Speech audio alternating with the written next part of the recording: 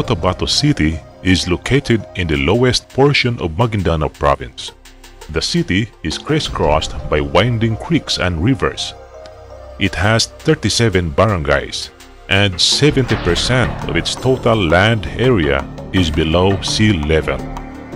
This peculiar landscape makes Cotabato City a flood-prone area.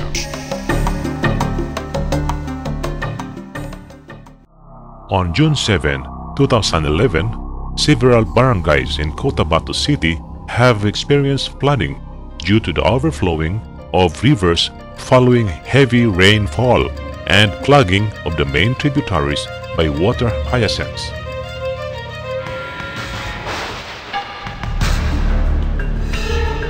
The water hyacinths grow anchored in the Liguasan Marsh south of the city.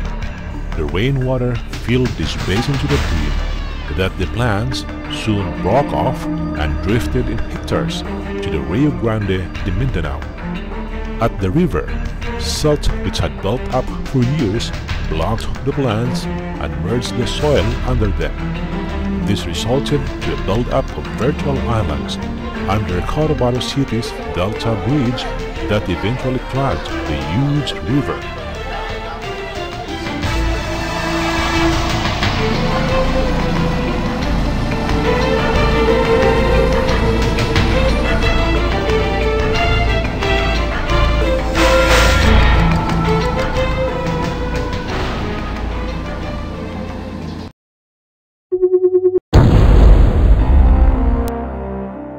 Drowning is one of the direct effects of flooding. The most vulnerable groups are the very young and the very old. When the flood water continued to rise to dangerous levels, the city government declared forced evacuation of residents in the affected barangays. The decision was aimed to prevent injuries and drowning. However, many of the residents did not bother to evacuate themselves despite the repeated warnings of danger. As a result, 2 died of drowning. One was an 80-year-old woman in Tamuntaka Mother Barangay, and the other was a 3-year-old female child in Poblacion 1. To implement effective forced evacuation in the future, this should be complemented with adequate search and rescue resources, well-planned evacuation centers, early warning system, and appropriate response by the people.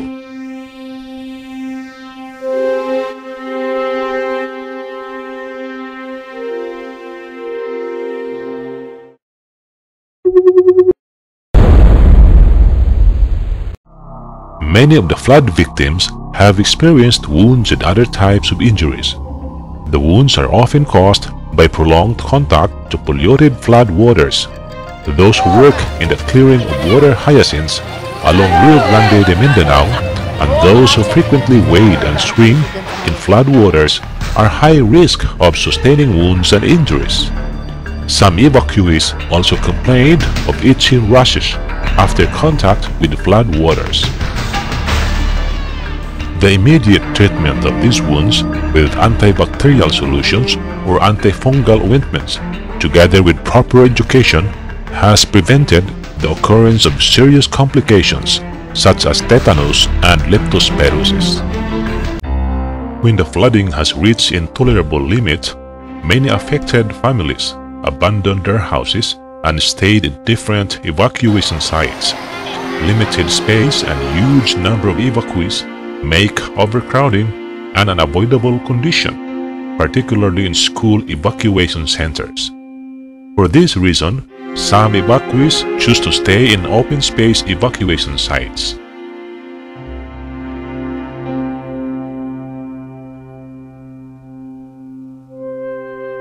In a disaster situation, the first priority is to provide adequate quantity of water and protect water sources from contamination. In the first few days of evacuation, fire trucks deliver chlorinated water to major evacuation sites. Water is made available through tanks with faucets.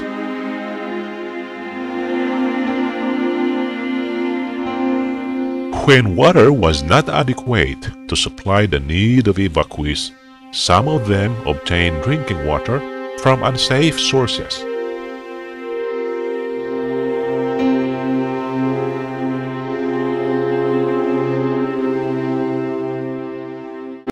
In the evacuation centers, maintaining good sanitation is a challenging task.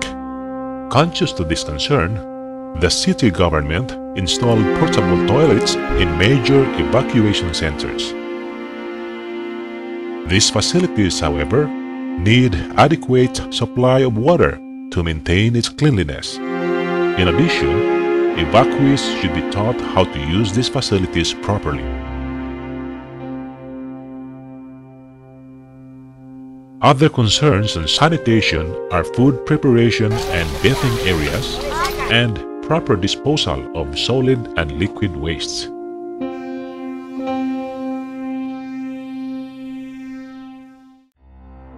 While the flooding has forced some families to stay in evacuation camps, majority or 75% of the flood-affected families preferred to stay in their homes.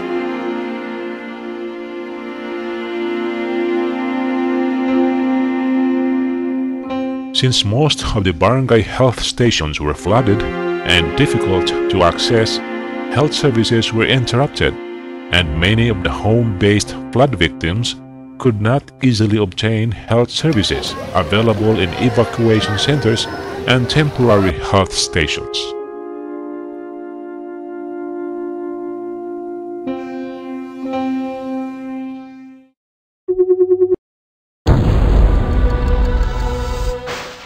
Poor sanitation, inadequate water supply, overcrowding, and interruption of routine health services are factors that enhance transmission of endemic infectious diseases such as diarrhea, measles, and dengue fever, particularly in the evacuation camps. Chlorination of drinking water in containers, insect control, immunization, basic curative care, and health education were done to prevent outbreaks in the evacuation camps. Disease surveillance was immediately established. Data were analyzed daily to see any unusual increase in the number of cases so that control measures can be implemented immediately and prevent the development of an epidemic.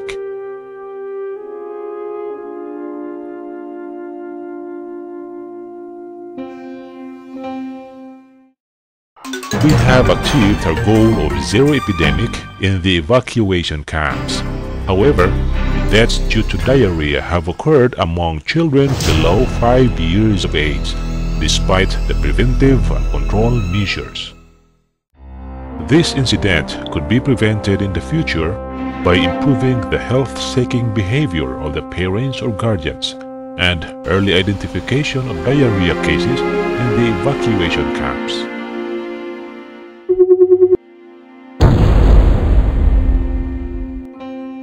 Acute malnutrition is one of the serious conditions that may occur in the evacuation camps. Children 0 to 5 years of age are high risk of developing severe acute malnutrition. Children with this condition are more likely to die, particularly if they have complications such as diarrhea or pneumonia. The Office on Health Services, in coordination with UNICEF and Save the Children, conducted supplementary feeding to children with moderate or severe acute malnutrition from flood-affected barangays. There is a need to enhance the nutrition program in Cotabato City. The traditional method of supplementary feeding should be complemented with more efficient and effective means of providing nutritious foods to malnourished children, particularly during a disaster situation.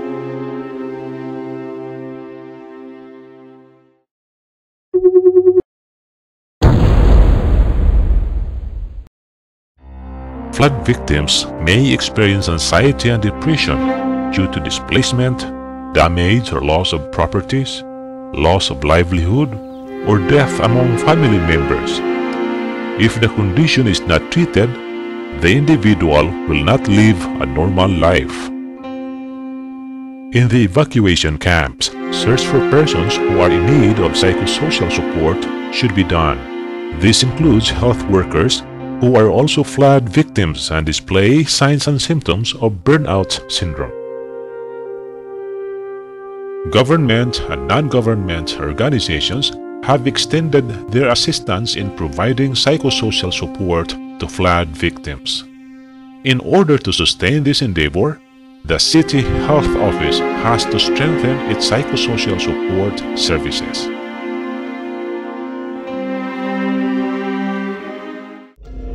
Cotabateños should learn by now that flood events are part of nature.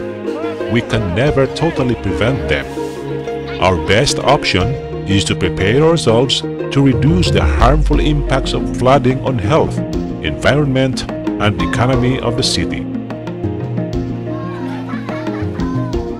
Our emergency preparedness plan is a responsibility of all. It should be woven into the context of community, government, and NGO participation. A good emergency preparedness plan is the only way to protect Cotabateños from the harmful effects of flooding.